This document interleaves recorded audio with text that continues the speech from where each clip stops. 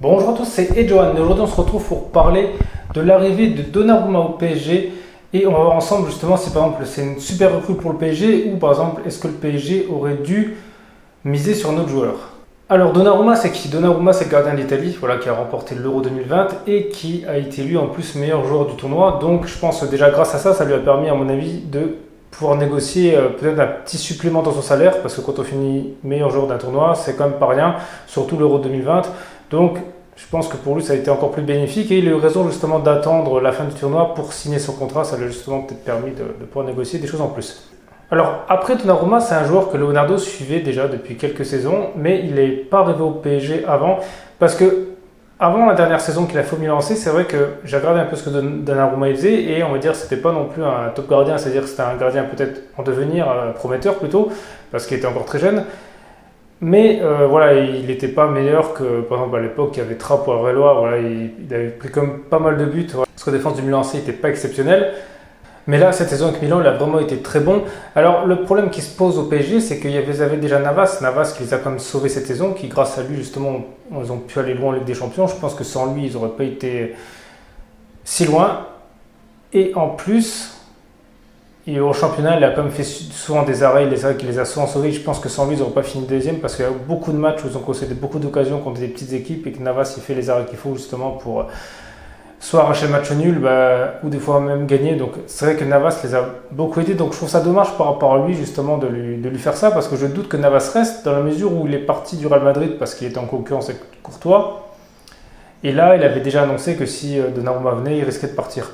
L'autre solution qui reste au PSG, c'est quand Buffon est venu. Donc ils en faisaient jouer un en Ligue des Champions et l'autre en championnat. Le Barça a fait ça aussi, mais pour moi, c'est pas une bonne idée parce que je veux dire, ceux qui font la Ligue des Champions, là, ils jouent pas assez de matchs, même s'il a plus d'expérience. Je pense que c'est compliqué de se mettre dans le rythme juste pour ça. Je pense pas que ce soit une bonne idée. Je pense pas que ce soit le bon plan. Après, ce serait peut-être la meilleure solution pour garder leurs deux gardiens.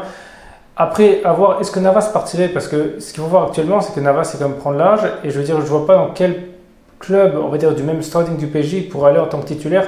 Peut-être la Juventus de terrain, parce que Chesney, on va dire, c'est pas comme un choix numéro 1. Donc peut-être là. Peut-être avec lui, puis peut-être qu'il fera un échange avec Ronaldo. Voilà, ce sera peut-être une possibilité. Parce que sinon, dans le reste des autres grands clubs européens voilà, qui peuvent jouer la Ligue des Champions, bah, au moins la finale de la Ligue des Champions, je pense qu'ils font. Je pense pas qu'il y ait beaucoup de clubs justement qui y aurait de la place pour Navas parce que le problème de Navas c'est qu'il commence à se faire un peu vieux aussi. Donc ça va être compliqué pour lui à mon avis de trouver un club du même niveau en tant que titulaire ou alors soit qu'il faudra qu'il aille dans un club peut-être un peu moins fort, style Manchester United. Bon, je prends l'exemple là, même si Manchester United ont déjà la succession de derrière. Mais voilà, un genre de club comme ça qui joue on va dire la 4e, 5e place, ou par exemple l'AS Roma, voilà ce genre de club là, mais qui ne jouera peut-être pas du très haut Ligue des Champions.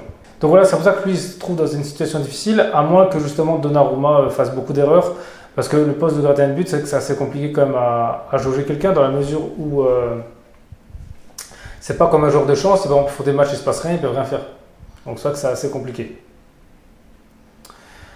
Maintenant c'est comme dommage, dans la mesure où Navas a fait comme une super saison, donc les remerciements, voilà, c'est un peu ça, donc ça montre que le football est un peu cruel, parce que voilà, il refait une super saison, et malgré ça, justement, on lui met de la concurrence, alors parce que justement, pour moi, je pense qu'au PSG, c'était pas le poste de gardien qu'ils auraient dû recruter en premier, parce que voilà, il y a peut-être d'autres postes, par exemple, devant en attaque, parce que pour remplacer peut-être Icardi, qui aurait été plus judicieux.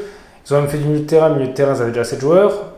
Ou en défense, peut-être un joueur en plus. Pour moi, le gardien, c'était pas vraiment le problème du PSG, parce qu'à aucun moment, justement, on a critiqué le gardien du PSG, c'était vraiment lui qui a permis de faire une super saison. Donc, c'était un peu bizarre. Après, au moins, l'avantage avec Donnarumma, c'est qu'ils l'ont signé jusqu'en 2026 et normalement, ils ont au moins trouvé leur gardien pour les 5 prochaines saisons.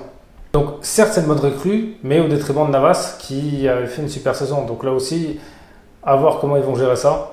Mais de toute façon, je pense que le mieux, ce serait quand même qu'ils laissent partir Navas parce que non seulement ça fera permettre de baisser du salaire, de la masse salariale et de limiter des conflits parce que c'est rare que ça se passe bien.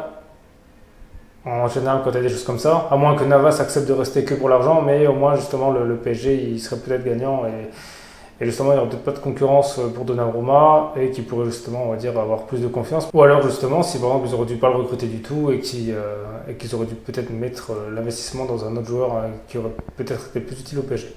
Et sinon, merci à tous d'avoir regardé cette vidéo. C'était Edjohan. On se retrouve très vite pour une prochaine vidéo.